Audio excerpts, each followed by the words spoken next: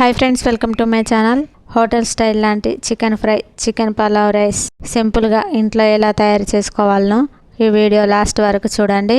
Chicken fry కోసం ముందుగా 1/2 kg చికెన్ని శుభ్రంగా కడిగేసి ఒక గంజలో వేసుకోవాలి. తర్వాత 1 లీటర్న్నర వరకు నీళ్ళను వేసుకోవాలి.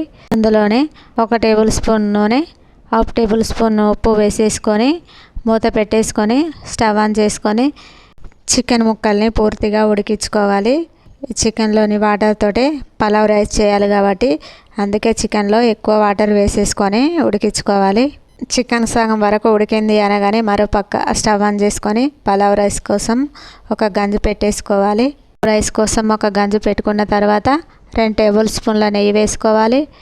బగారా మసాలాలన్నిటినీ వేసేసుకోవాలి.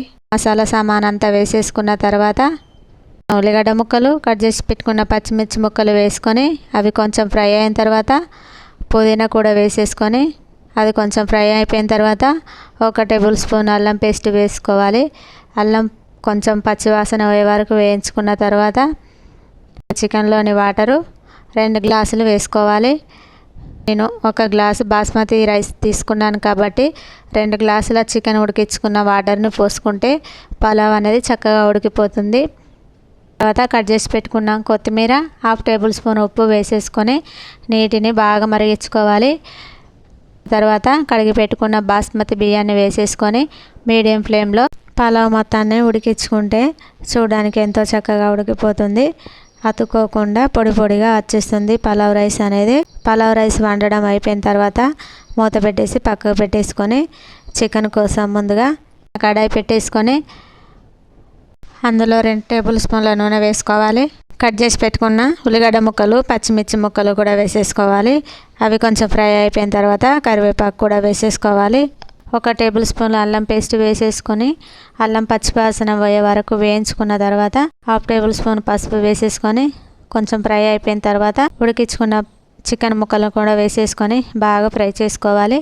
చికెన్ ఇలా ఫ్రై అవుతుంటే కొంచెం వాటర్ వచ్చేస్తుంది. ఆ వాటర్ ఇనికిపోయే వరకు మీడియం ఫ్లేమ్లోనే చికెన్ని మొత్తం ఫ్రై చేసుకోవాలి. అలా అయితేనే చికెన్ అడుగంటకుండా చాలా చక్కగా వచ్చేస్తుంది.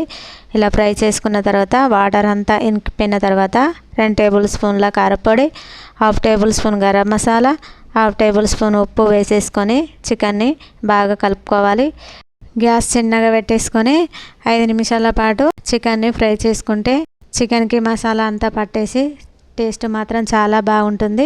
ఇలా 5 నిమిషాల పాటు ఫ్రై చేసుకున్న తర్వాత లాస్ట్లో కొంచెం కొత్తిమీర వేసేసుకొని గ్యాస్ ఆఫ్ చేసుకొని దింపేసుకుంటే వేడివేడిగా chicken fry pulao rice biryani ready అయిపోతుంది. ఈ విధంగా ఎంతో టేస్టీగా ఉండే chicken fry, chicken pulao biryani ఇంట్లోనే హోటల్ స్టైల్లో ఈజీగా తయారు చేసుకోవచ్చు. చూడడానికి పలావ్ రైస్, చికెన్ ఫ్రై చాలా బాగుంది కదా. ఈ వీడియో కనుక నచ్చితే నా ఛానల్ని సబ్స్క్రైబ్ చేసుకొని లైక్ చేసి షేర్ చేయండి. కాబట్టి మరిన్ని వీడియోల కోసం నా ఛానల్ని ఫాలో కండి. Thank you friends.